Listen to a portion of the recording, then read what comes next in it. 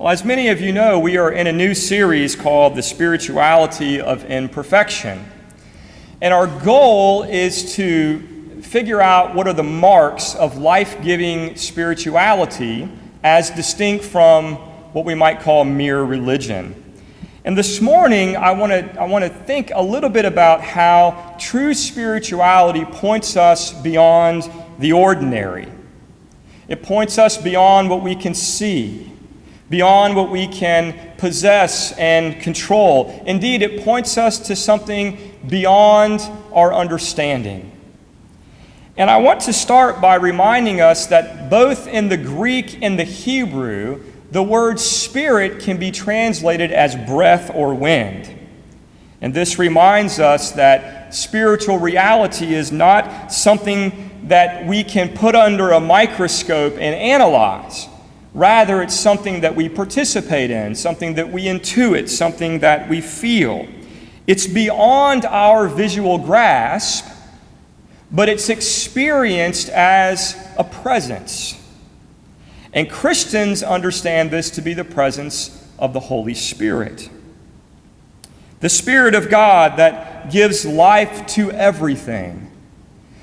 The Spirit of God that moves among us in mysterious ways, grounding, encouraging, convicting, luring us toward God's ideals. The Spirit of God that saturates reality as the energy in which we live, move, breathe, and have our being. And as the presence of God, spiritual reality is a wellspring of gifts. Great gifts like love, peace, joy, and hope. Things that give real value and meaning and depth to life as we know it. Spiritual reality is not obvious. It is subtle, quiet, non-imposing. It often comes forth as a still, small voice. It resides below the surface of material reality, so if you're not attentive, it's easy to miss. Indeed, some people live their entire lives on the surface, deaf, blind, and dumb to the spiritual world, missing all of the gifts that it has to offer. So if we don't want to miss these gifts, then we have to try to figure out what kinds of things will block our access to spiritual reality. And the first that I want to present this morning is materialism.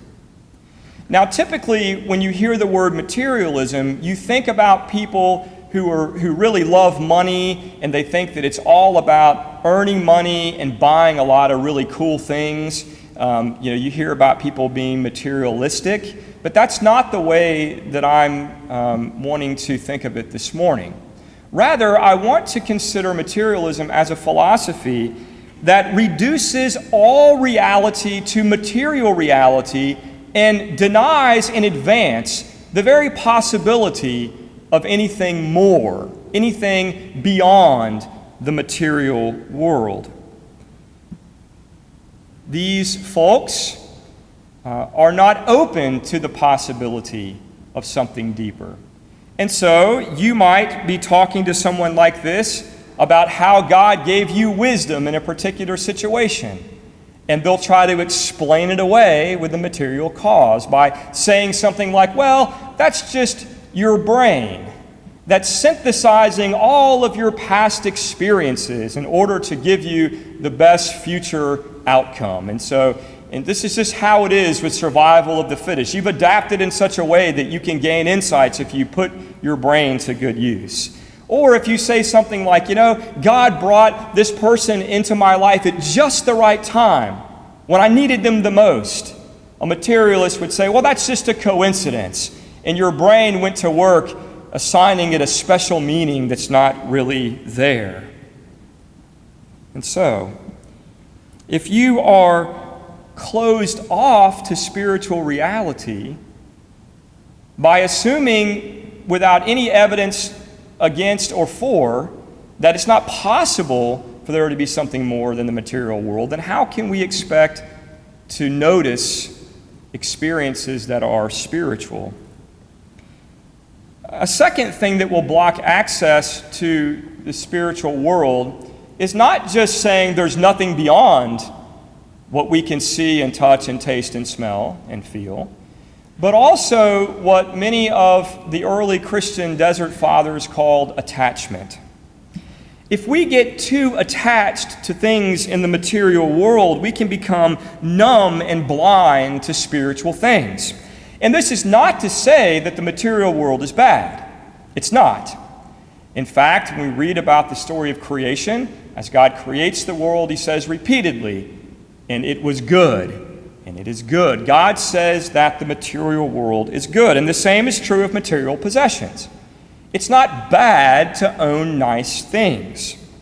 However, we must be mindful of our relationship to our possessions and how we use them. If we get attached to our possessions, they come to possess us. The more we have, the more we want, and the more we want, the more our possessions come to enslave us. This is the nature of attachment. It's expecting created goods to satisfy spiritual longings. It's an inordinate love for our stuff, which can cause us to be obsessed with our possessions. And so consumers get consumed with getting and keeping and protecting their stuff, constantly adding to their hoard as opposed to sharing with others. And this obsession with possessions can make us blind to the spiritual world and make us selfish, greedy, and willful. And this is one very important reason why Jesus calls us to live a generous life and why the church creates opportunities for its people to tithe a percentage of its income. Because these practices of generosity lead to a life of generosity that will prevent our possessions from coming to possess us. And it's important to note that spiritual reality is not something that can be possessed or bought or sold or traded. Important spiritual goods like love, peace, joy, and wisdom are always gifts to be given by the hand of a generous and loving God and to be received by us in gratitude. And so, if we get too attached to our stuff, it can blind us to the spiritual reality that is always already there. And then finally, if we are preoccupied with ourselves, it can blind us from the spiritual reality all around us. And as you know, there are different ways of being self-focused. We can get stuck in the past, rehearsing countless wrongdoings that have been done to us and wrongdoings that we have committed against others. And we can also be self-focused by getting preoccupied with an imagined future, worrying about all the different possibilities and being stuck, not knowing which way to go. And again, there's nothing wrong with reflecting on the past to learn from it. And there's nothing wrong with anticipating the future and trying to plan for the future by calculating the consequences of our actions. These things are very wise things to do. But if we get attached to the past or the present at the expense of the present moment, then we will miss the spiritual reality which is right in front of us. And one of the common themes of the spiritual giants is that the only place where you can truly experience the spiritual world is in the present. Because human beings exist where? We exist in the present. But even here, there are dangers. Because we can be self-focused even in the present. Either by immersion and busyness, we can be self-focused in the present with an unquenchable thirst for success, or by being overly consumed with what other people think about us. The point is that we cannot access the gifts of the spiritual world if we are preoccupied with ourselves, focused on ourselves. And Jesus knew this when he said, if anyone wants to be one of my followers, they must deny themselves. This is also an important reason why Jesus calls us to a life of service. Because if we're serving others, we're not so preoccupied with ourselves. So, these are just a few things that can block our access to the gifts in the spiritual world. Materialism, attachment to our possessions, and a focus on ourselves. So, if there are things that can block our access to the spiritual world, the next question is, well, are there things that can open the door? And the answer to this question is yes. And that's where true spirituality can be helpful. You see, true spirituality helps us move beyond materialism by opening our hearts and minds to the possibility of something more. Can you say more? We want more. And true spirituality can heighten our awareness of the spiritual world that is all around us, but we fail to notice. So if we have a desire to go beyond what we can touch with our hands and see with our eyes, and if we are willing to surrender our will and our life over to the care of God, then the Holy Spirit can give us a new way of seeing, a new way of hearing. The Holy Spirit can give us spiritual senses. I want you to think of a baby in utero. They have eyes to see, but because they're living in darkness, they cannot fully see. Babies in utero have ears, but because they live in fluid, they don't fully hear, and this is the case with their other senses as well. Their senses, we would say, are latent. They're there, but they haven't been quickened. And it's not until a baby is born that their five senses are awakened and they begin to fully use them. And even as they begin to use their eyesight, they're still developing as they mature. And the founder of the United Methodist Church, John Wesley, said, this is how human beings are in regards to the way that we access the spiritual. He says that as those who are created in the image of God, all of us have latent spiritual senses, spiritual ways of seeing and hearing and feeling, and that these senses are quickened when we are, note the metaphor, born again according to the Spirit of God. For Christians, these senses come alive. They are quickened when we make a decision to follow the way of Jesus and when we start to completely trust His Spirit to guide us and strengthen us along the path of discipleship. And so, with the help of the Holy Spirit, we can move beyond materialism and have, as a gift from God, a vast expansion in our awareness of spiritual reality. And we can begin to hear and see and feel things that previously we could not, but were always there. Now, in just a moment, not quite yet, Jenny, but in just a moment, I'm going to ask Jenny to play a video. And this video is called an awareness test. And here is what you need to do. Is everybody listening? Because if we got to follow the directions to get the right answer. What you're going to do is you're going to focus on the team, the basketball team, in the white jerseys. Okay?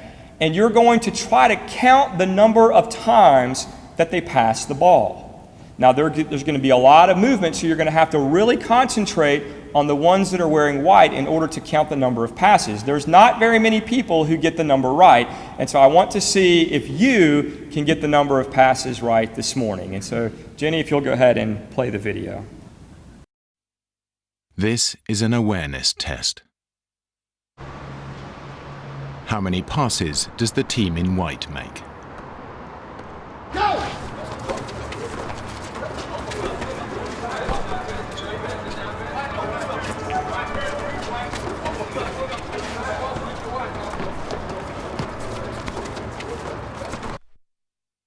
The answer is 13. But did you see the moonwalking bear?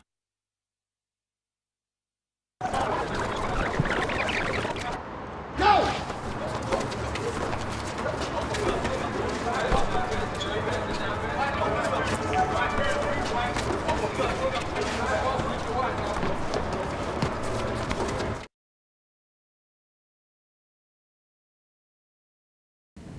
So in this video, what we see is that oftentimes, because we are focused on the material world, the spiritual world can be right there in front of our face. But because we're not looking for it, we completely miss it. I'm not sure, the video works very well when it's on your computer screen. I'm not sure when it's blown up if it makes the bear more obvious. And I'm sure there are some of you that say, well, I saw the bear right away. Good for you. Right? That's not the point. The idea is that oftentimes there's something right in front of us that we don't see. And true spirituality opens our eyes to what has always been there, but what we have become blind and deaf and dumb to. I'll give another quick example. My mother used to get really, really angry at my dad for taking pictures of her when she didn't have her makeup on and was looking nice, right? And my dad thought it was always funny to take pictures. And so one day my mom was in the kitchen and he took a picture of her and she got really mad and said, Jerry, stop taking all those pictures of me, you know? I don't like it. And he had it developed. And that picture of my mom in the kitchen circulated for months until someone noticed something. There was a window behind my mother, and we noticed the reflection of my father in his underwear. It was right there, all the time, but we didn't see it. And so you see, this is a gift of true spirituality, that it helps us to see things that are right in front of our face. And so, in the power of the Holy Spirit, the material world, which was once opaque, becomes transparent to something deeper, something more valuable, something more profound. And so, like I said last Sunday, the goal is not to escape the material world, but to develop a spiritual way of seeing so that we can see material reality as translucent, as transparent, that we can see through it to something else, something more that's going on at a deeper level. Which brings us to the second gift of true spirituality. It helps move us from attachment to surrender. The driving force of attachment is a willful spirit. This is a spirit that must always be right, that insists on its own way, and it is characterized by selfishness, compulsiveness, and defensiveness. It says, I will do what I want, when I want, and I'm the only person I need to do it, so get out of my way. And this kind of person is almost always overly optimistic about their intelligence, willpower, and resourcefulness.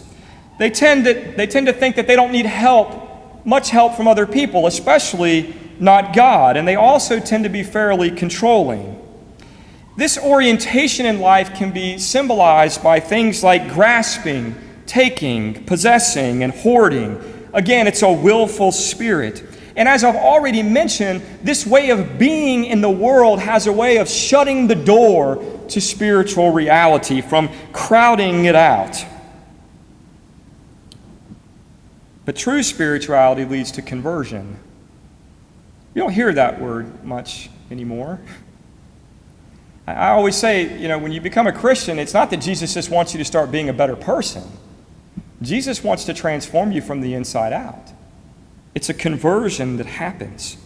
And this is something that true spirituality can facilitate. It's a conversion of the heart that weeds out selfishness and willfulness and gives us a willing spirit. A willing spirit is a spirit of surrender that opens our hearts and hands. Instead of grasping and taking like this, a willing spirit is receptive. Instead of possessing and controlling, it holds softly and gently and loosely. And instead of hoarding, it shares. Instead of controlling, it empowers. True spirituality is antithetical to authoritarianism, which is why authoritarian religion is always false religion.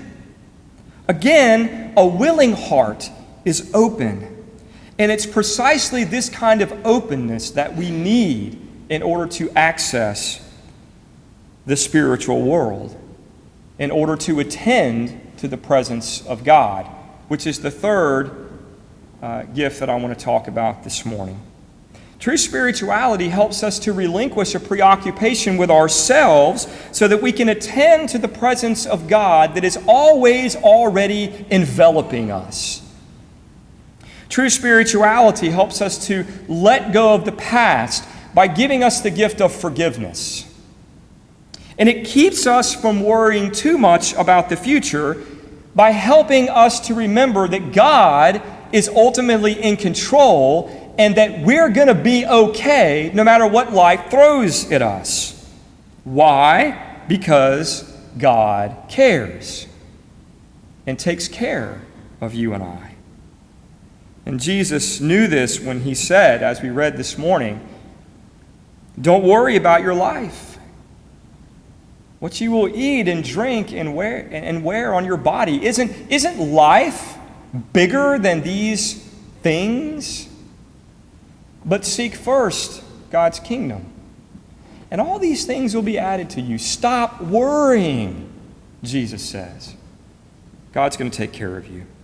And following the lead of Jesus, those in 12-step recovery programs know how important it is to take life, how? One day at a time. True spirituality also sets us free from preoccupation with worldly success and what other people think about us by redefining our values and reminding us of what's most important in life, which is our relationships. It grounds our identity and our value in our relationship with God and doesn't tie it to things like how smart we are and how many expensive things that we own. And true spirituality gives us one of the greatest tools to attend to the presence of God: meditation. The only place that you can experience spiritual reality is in the present. And this is what meditation helps us to do: to put aside our preoccupations with the past and the future, to put aside our striving and our busyness, to put aside our preoccupation with what other people think and what do I have to do next, to put aside our distractions so that we can find ways to be fully present in the presence of God, to be present to the holy. Christian meditation is a form of prayer in which we sit in silence and very intentionally try to increase our awareness of the Spirit of God that is all around us all the time, in us, above us, below us, around us. We're literally swimming and breathing the Spirit of God. And meditation brings our attention back to that fact so that we can rest in God's presence and peace and receive the gifts that He has to offer us. Meditation is a spiritual discipline insofar as we have to be intentional about setting time aside to actually do it. If we don't, it will vanish from our schedule. But it's a gift insofar as it helps us to relax into the presence of God and find the fulfillment and the peace and the serenity that all of us so desperately long for.